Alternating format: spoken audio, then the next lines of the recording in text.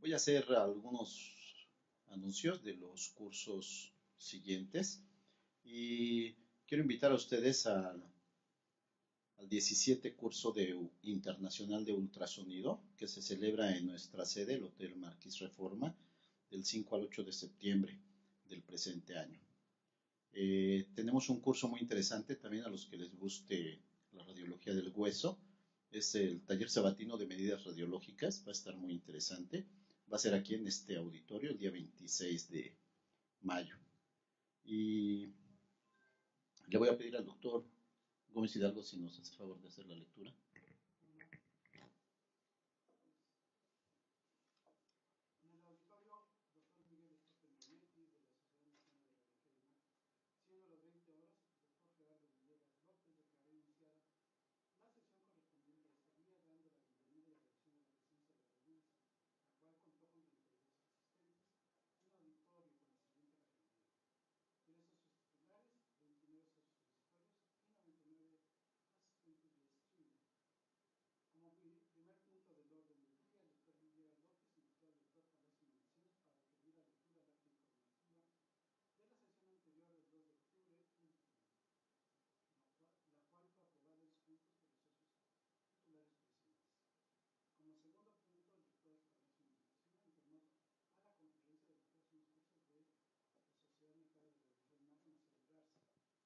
Curso Taller Sabatino de Radiología Pediátrica, profesor titular, doctor Jorge Ramírez Pérez, médico radiólogo adscrito al Centro Médico Nacional La Raza del Instituto Mexicano del Seguro Social, coordinador, doctor Gerardo Villegas López, 24 de marzo de 2018, en el auditorio de la Sociedad Dr. Miguel Stoppen Rometti.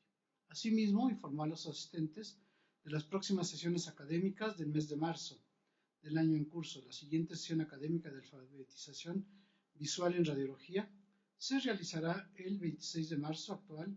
El coordinador es el doctor Salvador Amezquita Pérez. El ponente será el doctor Luis Guillermo Macías Castro con el tema ¿Cómo aprovechar mi rotación en imagen mamaria? A continuación, el doctor Palacios Montesinos se dio la palabra al doctor Villegas López, quien dio la bienvenida a la coordinadora en esta ocasión, la doctora Cecilia Rodríguez de la Parra, médico radiólogo adscrita a Imágenes Coyoacán, quien presentó a la ponente doctora Ana Cecilia Castro Porras, médico radiólogo adscrita al Servicio de Mastografía Clínica de Especialidades Indianilla del ISSSTE y Barreda y Asociados e Imagen SC, Ciudad de México. Después de agradecer su presencia, le invitó al podio para dar inicio a la sesión académica con el tema implantes mamarios. Al terminar su participación, el doctor Villegas López agradeció al ponente su exposición y dio por terminado el tema con la sesión reglamentaria de la sociedad e invitó a la audiencia a degustar el ambigú en la sala de recepción. Se dio por terminada la sesión a las 21:30 horas.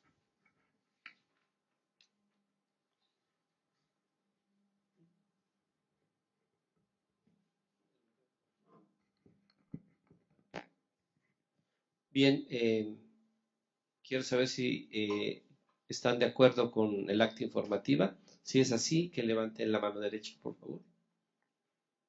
Ok, se da por asentado. A continuación, le damos la bienvenida a la siguiente sesión a la doctora Ailain Itandui Barrientos Priego.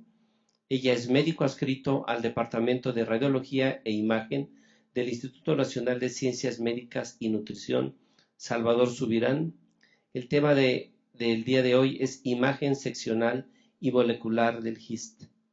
La coordinadora invitada es la doctora Mónica Chapa Ibarrengoiti. Y adelante, por favor, le damos inicio.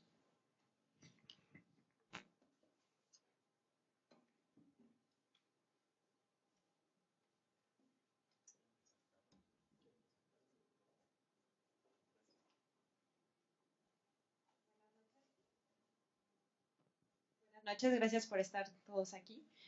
Con mucho gusto presento a mi colega y amiga, la doctora Ailain Barrientos Priego, que todos ya conocen, pero ella es adscrita hizo su especialidad de radiología e imagen en el Instituto Nacional de Nutrición y posteriormente un posgrado, o sea, un curso de alta especialidad de imagen molecular en el Centro Médico ABC. Vamos a escuchar esta interesante plática. Hola, buenas noches. Bueno, para comenzar con esta plática sobre los tumores del estroma gastrointestinal, que normalmente llamamos GIST por sus siglas en inglés, vamos a recordar que, a diferencia de la mayoría de los tumores que se localizan en el tracto gastrointestinal, que son de origen epitelial, estos surgen en las células de Cajal que se encuentran en la capa muscular y por lo tanto van a tener origen mesenquimal. La incidencia reportada de estos tumores en Estados Unidos es de 3.000 a 6.000 casos por año y en México se reportan hasta 2.000 casos al año. La edad de aparición es en mayores de 40 años, con una media de presentación a los 60. Son muy raros los casos pediátricos y no hay predilección por género. Estos tumores pueden presentarse en cualquier parte del tracto gastrointestinal, desde el esófago hasta recto ano. Sin embargo, los sitios más frecuentes de localización son el estómago y el intestino delgado. Los síntomas que presentan son muy inespecíficos y se van a referir específicamente por el sitio en donde se localizan. Estos síntomas pueden ser sangrado de tubo digestivo, náuseas, vómitos, saciedad temprana, disfagia, pérdida de peso y dolor abdominal que puede ser desde inespecífico hasta presentarse como un cuadro de dolor abdominal agudo. Como ya mencioné el origen de estos tumores en las células de Cajal, es importante saber que estas células expresan el receptor de tirosincinasa, que es un antioncogeno. El estudio molecular de estos tumores ha demostrado que se encuentran mutaciones en el 90% de los casos en el gene KIT y también del 5 al 10% de los casos en el receptor alfa del factor de crecimiento derivado de plaquetas. Del 10 al 15% presentan ambas mutaciones. ¿Por qué es importante esto? Porque las terapias que hoy en día se han desarrollado para el manejo de esta enfermedad va dirigida a estas alteraciones. También se puede asociar a otras mutaciones, como en el gen BRAF y la succinil deshidrogenasa, que estos ya se asocian más a otras enfermedades o síndromes, como la neurofibromatosis, el síndrome de Carney-Stratakis y los paragangliomas, que son los que se presentan en pacientes pediátricos, que como ya les mencioné, son muy raros. En cuanto a la histología, principalmente van a presentar su morfología fusocelular, epitelioide y mixto en menos frecuente. La tinción positiva va a ser de paz y la inmunohistoquímica, que va a ser quien nos dé realmente el diagnóstico diferencial. Vamos a encontrar positivas las tinciones CD117, CD34, bimentina y actina, principalmente. Es muy importante que el estudio histopatológico nos indique el índice mitótico y cuando este es menor o mayor de 5 en 50 campos de alto poder. El comportamiento biológico de estos tumores es muy variable y por lo tanto se han estudiado muchos factores que nos ayudan a estratificar el riesgo de recurrencia, desde muy bajo a moderado o alto. Entre estos factores se encuentran las mutaciones, el índice mitótico, el tamaño del tumor, el sitio de origen y la ruptura tumoral. Y de estos son los tres que se mencionan aquí los más importantes. Por ejemplo, aquí podemos identificar que en los tumores, cuando se localizan, la diferencia de su comportamiento o de agresividad cuando se localizan en estómago o en intestino delgado. Cuando se localizan en el estómago, tenemos que deben ser tumores de gran tamaño y con alto índice mitótico para tener mayor riesgo de presentación de metástasis. Sin embargo, cuando estos se localizan en el intestino delgado, desde tumores de pequeño tamaño, como 2 centímetros, ya presentan un mayor riesgo de presentar metástasis cuando su índice mitótico es alto. El manejo ideal de estos tumores es quirúrgico. Siempre que se pueda, se debe resecar. Sin embargo, hay ocasiones en que esto no es posible. Y aquí la importancia de los nuevos tratamientos, ya que las terapias con quimioterapia, la quimioterapia convencional y la radioterapia suelen ser tumores resistentes a estos. Sin embargo, desde el desarrollo de los inhibidores de los receptores de la tirosincinasa, se ha hecho un parteaguas en el manejo de estas enfermedades. Antes de estos fármacos, la sobrevida media de esta enfermedad cuando se encontraba metastásica era de 10 a 12 meses y actualmente la sobrevida a 5 años alcanza hasta el 50%. El fármaco principal o de primera línea que vamos a tener aquí es el imatinib, sin embargo ya incluso contamos con fármacos de segunda y tercera línea como los que aquí observamos. Ahora, ¿qué nos corresponde a nosotros como imagenólogos? Pues evaluar los diferentes tipos de estudios con los que podemos llegar primero al diagnóstico de estas enfermedades. Y el más importante estudio que vamos a tener que nos va a ayudar a esto es la tomografía computarizada contrastada. Sin embargo, bueno, los estudios de radiología general que continuamos haciendo, muy probablemente cada vez menos, pero sí seguimos estudiándolos, nos van a dar datos importantes para sospechar o identificar que el paciente tiene este tipo de tumores. El ultrasonido trasendoscópico siempre va a tener la ventaja de que, además de identificar el tumor, nos va a permitir confirmar el diagnóstico, ya que permite la toma de biopsia en el mismo procedimiento.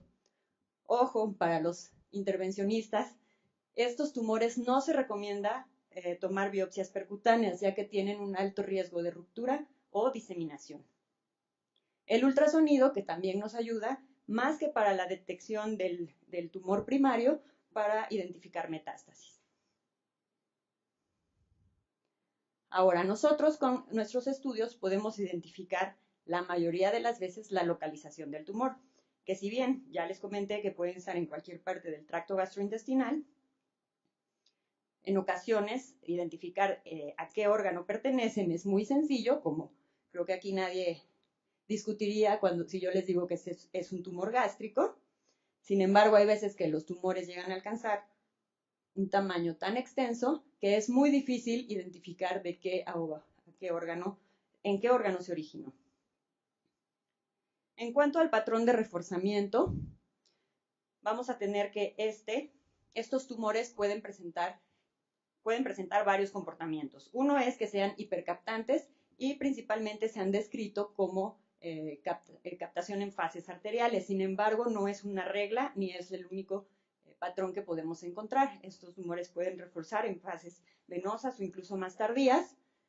Pueden ser incluso hipocaptantes al contraste o isodensos a los tejidos adyacentes. El reforzamiento suele ser irregular o moteado y estos patrones de reforzamiento se aplican tanto para estudios de tomografía computarizada como para los estudios de resonancia magnética con gadolínio. Sin embargo, también hoy en día la tomografía con energía dual nos ha dado también varios parámetros que podemos evaluar de forma cuantificando atenuación relativa y perfusión, que también tienen un valor importante para el diagnóstico. Y en este ejemplo podemos ver cómo esta lesión en la fase arterial sí tiene algo de reforzamiento, pero no es la fase en la que más refuerza, sino es esta en la fase venosa, donde ya tenemos un claro hipercaptación del medio de contraste de forma heterogénea.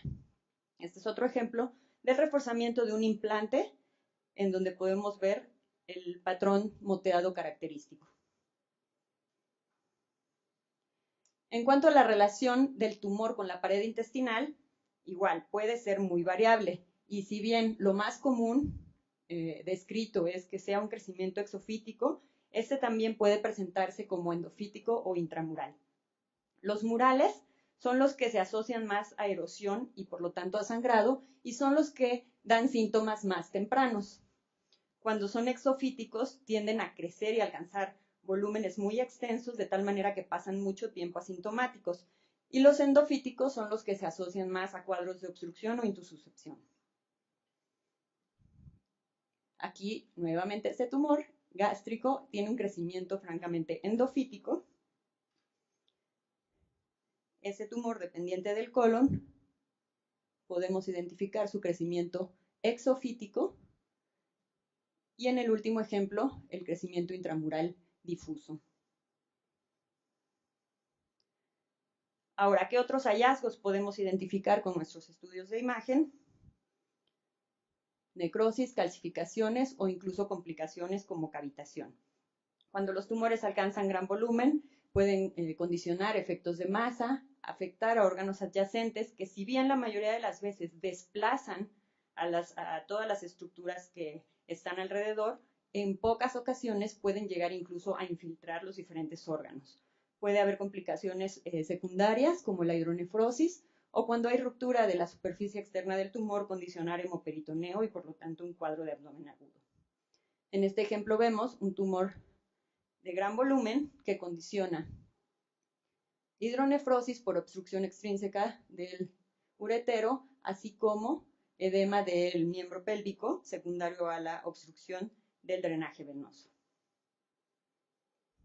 Ahora, con resonancia magnética, estos tumores tienen este comportamiento, hipointensos en T1 e hiperintensos en T2. Sin embargo, como ya hemos mencionado, pueden tener hemorragia y entonces va a haber aquí un cambio en la intensidad de señal, sobre todo dependiendo del tiempo que haya o que lleve este sangrado. La difusión es muy importante, nos ayuda a identificar la celularidad y el componente sólido del tumor, así como cuantificar con el coeficiente de difusión. Estos tumores van a tener bajos valores de ADC. Podemos identificar también ulceración y cambios quísticos.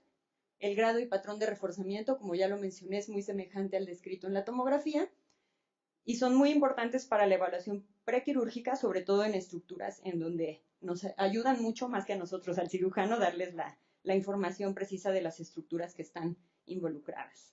De todos estos puntos, los bajos valores de ADC y los cambios quísticos se han asociado a peor pronóstico de estos tumores.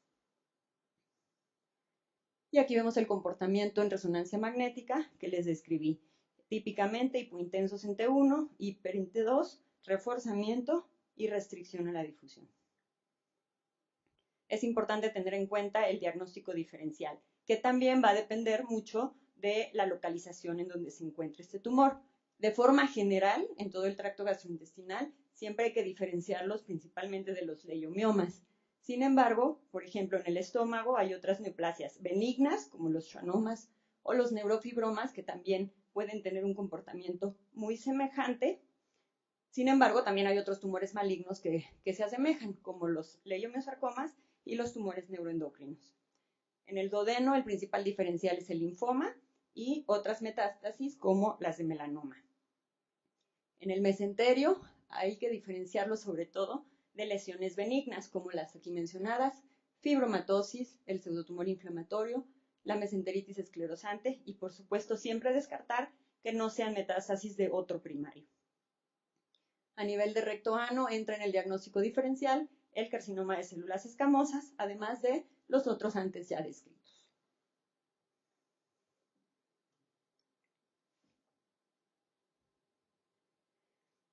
¿Cuáles son los sitios típicos de metástasis de los tumores del estroma gastrointestinal? El hígado y el peritoneo o mentomesenterio. Hay que tener en cuenta que la afección ganglionar suele ser rara. Este es un ejemplo de un GIS gástrico con una metástasis de gran volumen hepática, así como otro caso con implantes peritoneales, que muchas veces son difíciles o pueden llegar a ser difíciles de identificar. Ahora, ya tenemos el diagnóstico. ¿Qué otra función tenemos nosotros de gran importancia? Evaluar la respuesta a los tratamientos que reciben estos pacientes, ya sea el manejo quirúrgico y darle seguimiento o la respuesta que vayan a tener a la terapia blanco, que como ya les dije es con los inhibidores de tirosina. Entonces, lo que tenemos de herramientas para valorar esta respuesta son aspectos morfológicos y funcionales. Dentro de los morfológicos es importante tener en cuenta esto. Los criterios de RECIST no nos sirven en este caso. Estos han sido desplazados por los criterios de Choi. Y en cuanto a los criterios funcionales, tenemos el PET con FDG y valores cuantitativos de la resonancia magnética. Los criterios de Choi principalmente fueron diseñados porque una vez que surgieron las terapias con inhibidores de tirosina, se empezaron a utilizar porque tuvieron muy buenos resultados. Sin embargo, la doctora Choi descubrió que era un error valorar la respuesta al tratamiento basándonos únicamente en el tamaño del tumor, porque estos medicamentos condicionan degeneración mixoide, necrosis o incluso hemorragia intratumoral, de tal manera que el tumor muchas veces no se modifica o incluso puede incrementar a pesar de que sí hay una respuesta al tratamiento. Entonces, estos son los puntos que hay que recordar de los criterios de Choi. ¿Cuándo vamos a tener respuesta completa? Cuando desaparezcan todas las lesiones y no haya lesiones nuevas. La respuesta parcial nos habla de disminución del tamaño mayor o igual al 10% y sobre todo disminución en la densidad mayor o igual a 15%. ¿Cuándo va a haber progresión de enfermedad? Si el incremento del tamaño es mayor o igual al 10%, cuando no se cumplió el cambio en la disminución de la densidad y también cuando hay nuevas lesiones y nódulos intratumorales, incluso en lesiones ya preexistentes, pero en las que aparecen porciones sólidas nodulares nuevas. La enfermedad estable, pues no va a cumplir ninguno de los criterios anteriores. Y aquí un ejemplo en donde tenemos esta lesión, que si nosotros evaluamos posterior al tratamiento, realmente no ha habido cambios en su tamaño, sin embargo, de forma cuantitativa vemos que las unidades Hounsfield sí disminuyeron de forma significativa. Este es otro ejemplo en el cual el tamaño del tumor es muy extenso, no hay cambio posterior al tratamiento, sin embargo, la densidad cayó de 80 a 30 unidades Hounsfield. Ahora, con resonancia magnética también podemos evaluar la respuesta a tratamiento, sin embargo, es recomendada solo en casos en que la tomografía no fue concluyente, en aquellos pacientes en donde está una respuesta inusual o algunas pacientes con contraindicaciones para la tomografía contrastada. En estos casos, como ya recordamos, estos tumores característicamente tienen bajos niveles de ADC, de tal manera que lo que se espera posterior a la terapia es que estos valores se incrementen. También se han estudiado perfusión, volumetría, espectroscopía, y todos estos, realmente los estudios que se hacen, tratan de buscar la correlación que hay con los criterios de Choi, que son los que más eficiencia han demostrado. Recordar que vamos a dejar la resonancia magnética para casos controversiales. Y pasando al PET-CT, vamos a ver que estos tumores suelen ser ávidos por FDG, que es un análogo de la glucosa. ¿Por qué son ávidos? Porque precisamente los receptores de la tirosincina van a incrementar la señalización de los transportadores GLUT, que son los que se encargan de introducir la glucosa o su análogo, el FDG, al interior de la célula. El PET se puede evaluar de forma cualitativa o semicuantitativa. Y esto se han descrito diversas metodologías. La forma semicuantitativa es tomando en cuenta el SV o lo que se llama valor de captación estándar, que es un valor numérico que se normaliza en base a la masa corporal, a la masa magra o al área de superficie corporal. Realmente el SV es una forma métrica de evaluar la concentración de la glucosa radioactiva dentro de los tejidos. Ahora es importante que en cada centro se estandarice y se siga siempre el mismo protocolo o metodología para evaluarlo. Tanto las guías americanas como europeas han reconocido la evaluación temprana de la respuesta a la terapia blanco con PET con 18 FDG. En este tipo de tumores, el PET nos sirve porque hay ocasiones en que se hace evidente enfermedad que no se ha identificado con otros métodos, nos ayuda a diferenciar tejido neoplásico activo de tejido necrótico o cicatricial y permite detectar recurrencia de la enfermedad de forma más temprana. Todo esto se debe a que los cambios metabólicos preceden a los anatómicos y por lo tanto ha tenido gran valor para evaluar la respuesta temprana de este tipo de tratamientos. Con PET tenemos dos formas de hacer la evaluación de respuesta a tratamiento. Una es el PERCIS, que nos habla en estos conceptos para evaluar la respuesta. Estos criterios son generales para los tumores, pero sí se pueden adaptar a los tumores del estroma gastrointestinal, teniendo como respuesta metabólica completa que haya desaparecido todas las zonas de metabolismo anormal del tumor. Como progresión metabólica, que la captación o el metabolismo del tumor haya incrementado mayor o igual al 30% del valor inicial, o que aparezcan nuevas lesiones con metabolismo anormal. La respuesta metabólica parcial nos habla de una disminución en la captación mayor o igual al 30%. Y la enfermedad metabólica estable es la que no cumple con los criterios anteriores. Esto es lo que se llama PERCIS y también existen los criterios europeos. Aquí tenemos como respuesta metabólica completa, esto es lo mismo, ya no hay sitios de captación anormal. La progresión metabólica nos habla de un incremento mayor o igual al 25% del SV. O que haya extensión en la captación, es decir, que una lesión tenía solo una zona focal y después ese metabolismo se extienda, eso también se considera progresión metabólica. O por supuesto que aparezcan nuevas zonas de captación. La respuesta metabólica parcial nos habla de una disminución del 15 al 25% en la captación después de un ciclo de tratamiento o mayor del 25% posterior a 2 o más ciclos de terapia. Y la enfermedad metabólica estable cuando no se cumplen los criterios antes mencionados.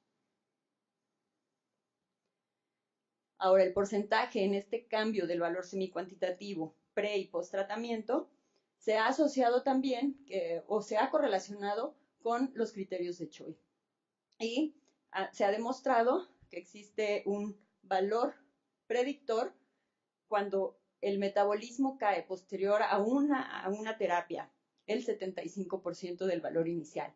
Estos pacientes van a tener o se ha asociado y demostrado que tienen mayor tiempo libre de enfermedad y mayor sobrevida libre de progresión. En cuanto a la forma cualitativa de evaluar el PET, se han descrito patrones de captación e intensidad en la captación enfocado a los tumores del estroma gastrointestinal. En cuanto a los patrones de captación, esto puede ser en anillo, difuso o homogéneo, parcial heterogéneo o no clasificable. Y en cuanto a la intensidad, se puede evaluar visualmente como escaso o nulo si la captación es menor al hígado, leve cuando es igual al hígado, moderado cuando es mayor que el hígado e intenso cuando es mayor o igual a la captación cerebral.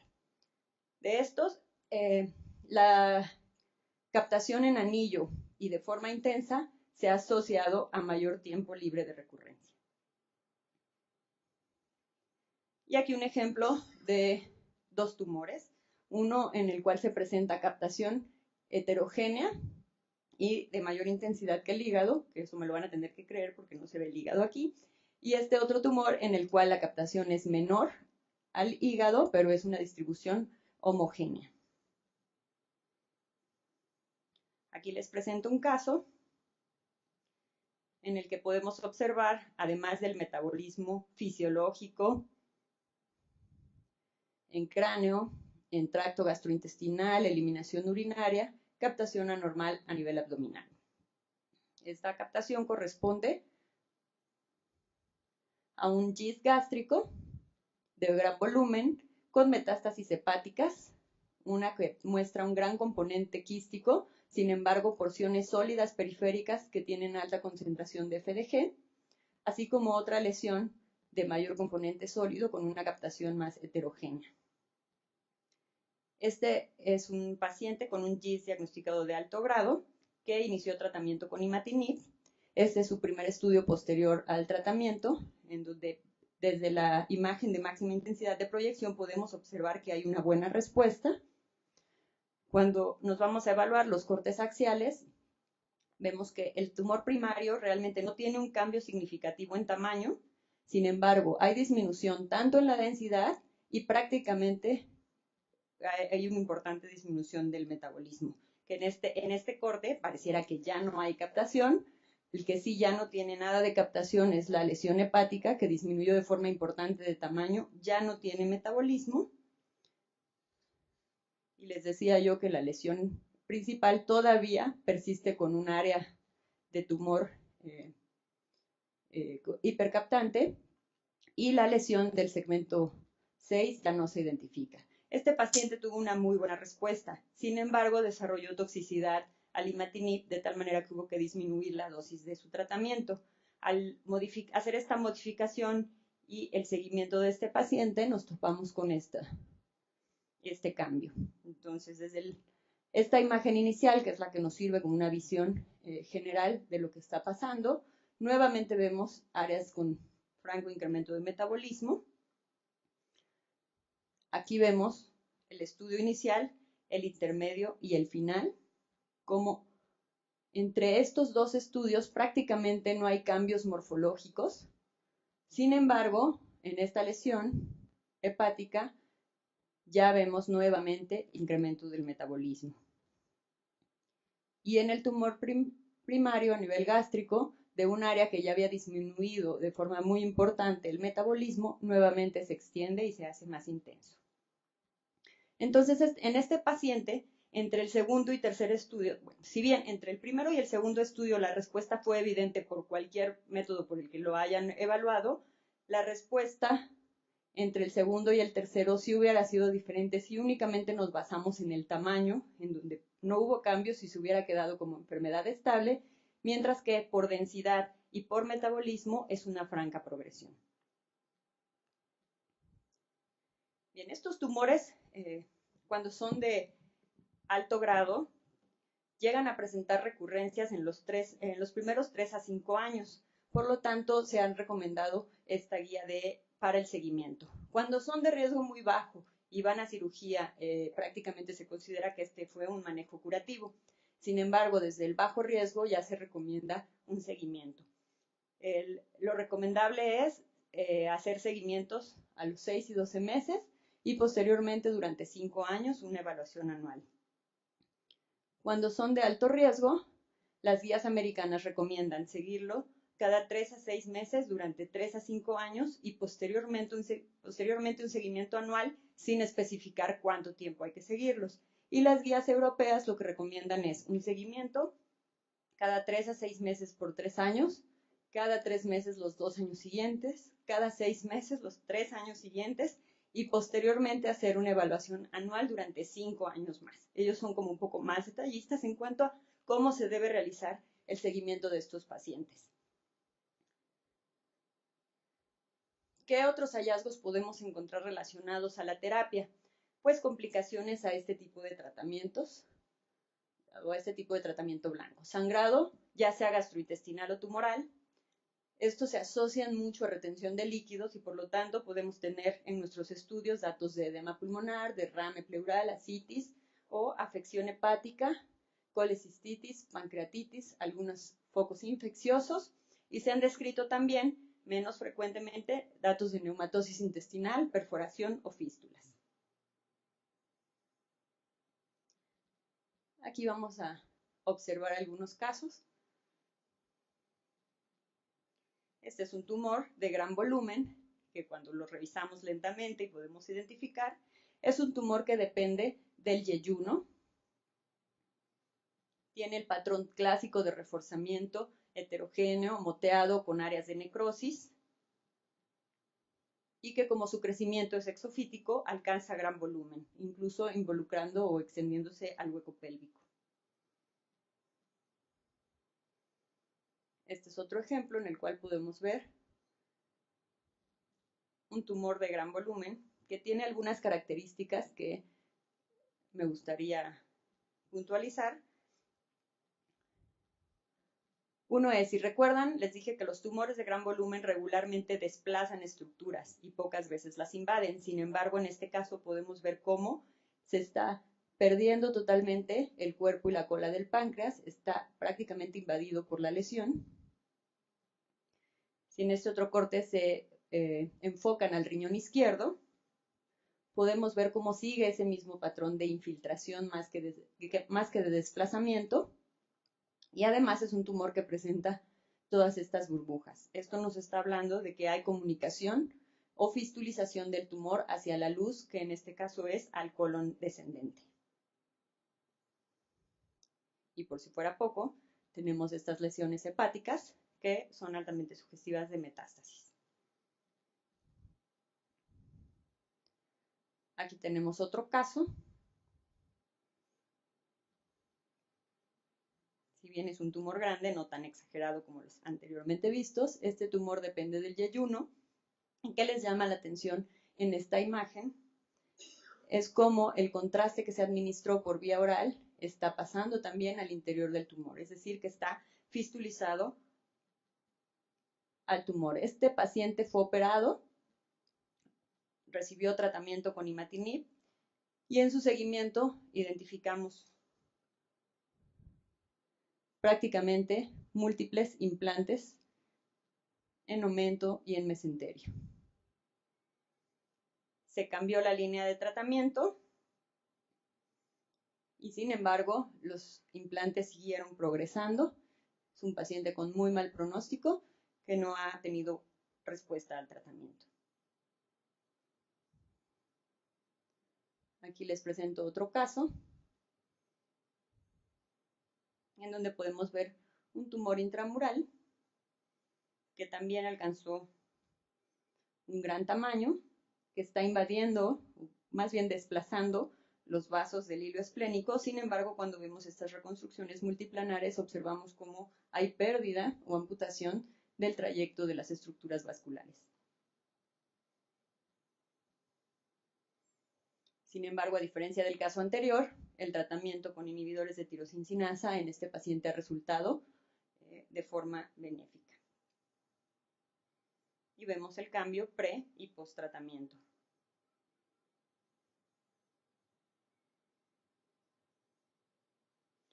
Este es otro paciente en el cual no es posible utilizar material de contraste yodado debido a antecedente de alergia. Y se identificaron, posterior a resección de un GIS gástrico, estas lesiones hepáticas. Y para eso nos sirve mucho más el PET con FDG, en el cual podemos observar que en el hígado hay zonas de captación anormal y que estas lesiones están presentando incremento anormal del metabolismo, que nos está hablando de recurrencia del tumor primario conocido.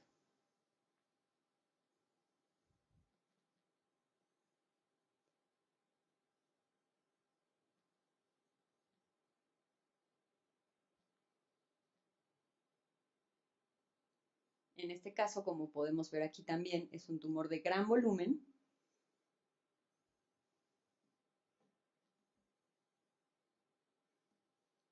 que cuando tenemos este tamaño de tumor es muy difícil identificar de dónde se originó. Este paciente recibió tratamiento con imatinib y este fue su seguimiento. Y les traigo estas imágenes porque aquí ya podemos delimitar claramente que si bien el tumor era de gran tamaño que estaba invadiendo el hígado, es un tumor dependiente de la primera porción duodenal.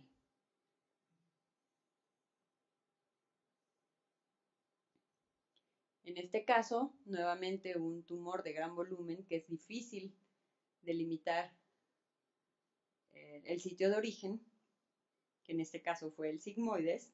Sin embargo, a pesar del tratamiento con inhibidores de tirosincinasa, no muestra disminución ni en la densidad ni en el tamaño, y por lo tanto es un paciente con muy mal pronóstico.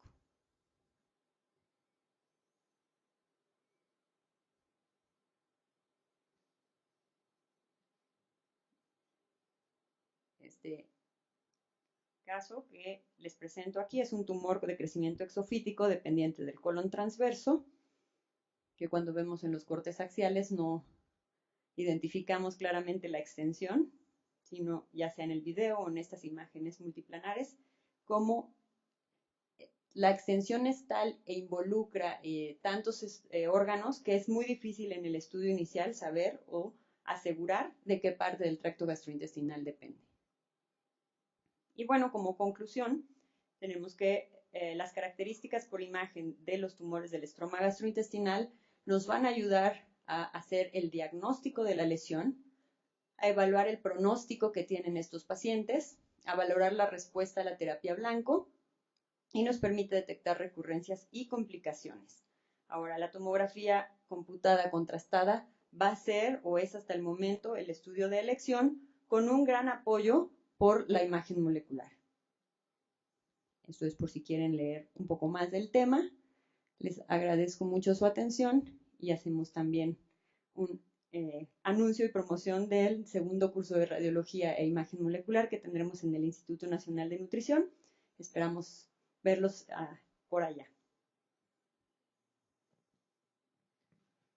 Muchas gracias, doctora Barrientos, por su excelente ponencia. ¿Alguien tiene alguna pregunta? Doctora Aylan, ¿es recomendable entonces hacer PET al inicio del seguimiento de estos pacientes antes de que se les dé la terapia con imatinib? Sí es recomendable siempre tener un estudio basal para poder evaluar el seguimiento. Sin embargo, sí está reconocido que son tumores que deben tener una muy buena respuesta, de tal manera que pedir un PET, a pesar de no tener un basal, pedir un PET para evaluar cómo se comportó el tumor posterior al tratamiento, sí nos es de gran utilidad. Si posterior a este estudio no vemos nada de metabolismo, vamos a intuir que hay una buena respuesta, porque estamos suponiendo que el estudio basal debió haber sido positivo. No sé si me explico. No es necesario tener el basal para que un estudio post-tratamiento negativo con FDG nos diga que sí está respondiendo. Y en el seguimiento podemos variar de método de imagen, es decir, cada 3 o 6 meses poder hacer una tomografía, posteriormente a lo mejor una resonancia o un PET. Lo que está realmente descrito y recomendado es hacerlo con tomografía contrastada.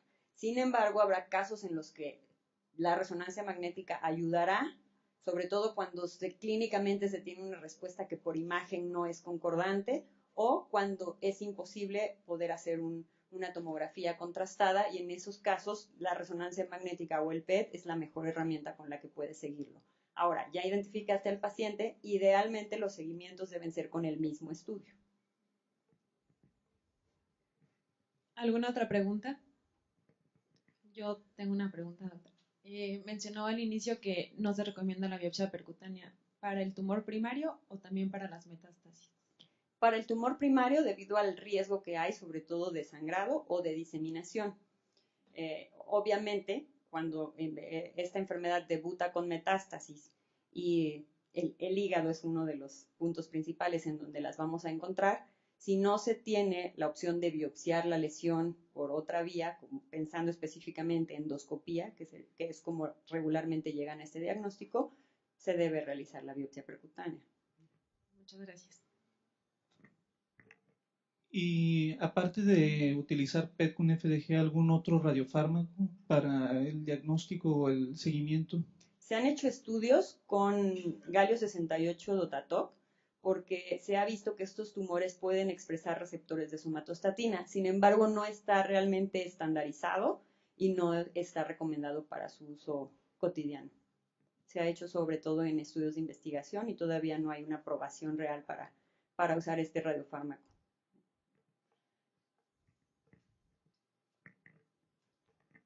El grupo alemán de estudio del GIS menciona que la resonancia es el estudio de elección de inicio para los tumores que se localizan en hígado. ¿Ustedes también lo aplican de la misma manera? Realmente no, realmente la resonancia magnética la utilizamos en los centros en donde yo laboro como algo adicional cuando las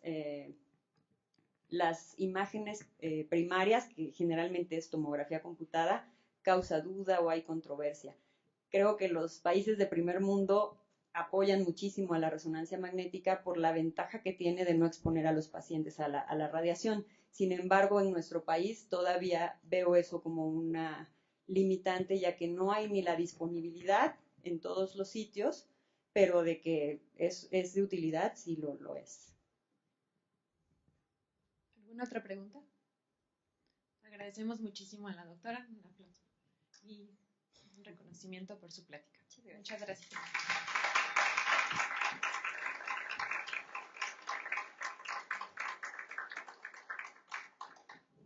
Bueno, no se vayan, por favor, vamos a un ambiguo. La mesa directiva y un servidor lo estuvimos preparando mientras estaban aquí en la sesión académica. Entonces, por favor, están invitados.